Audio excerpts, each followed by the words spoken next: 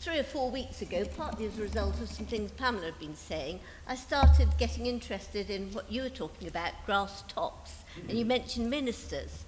And because Giles Fraser had written such an obnoxious article, I thought I'll have a little dig around and discovered this really interesting piece of research which suggested quite a decent-sized poll, over 3,000 or study.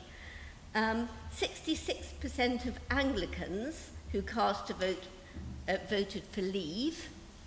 55% of Catholics voted leave.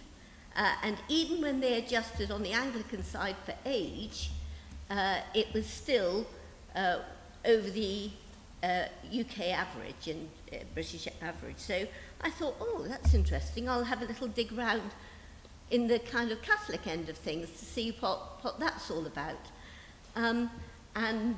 This part's for you, really. I discovered a photo of Rocco Forte, who owns the Catholic Herald, with Conrad Black. So I had a little dig around in company's house to see who owned it. And he is on the podium with Leave EU, January 2019.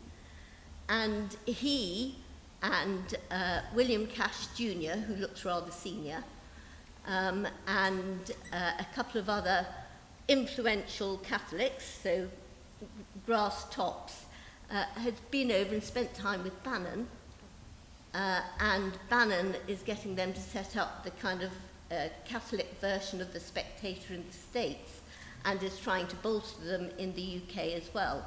So it seems to me that there's a possible analysis and also information stream and how to try and feed into those. And I discovered via Jessica Seymour that they'd invited Singham Shankar, who had written a great big article in the Catholic Herald about how he converted to Catholicism, and sort of legatum crossed with Opus Dei. So I thought that that's quite a big group of leavers, and maybe the older group, and I don't know how you get into those locally as well as nationally.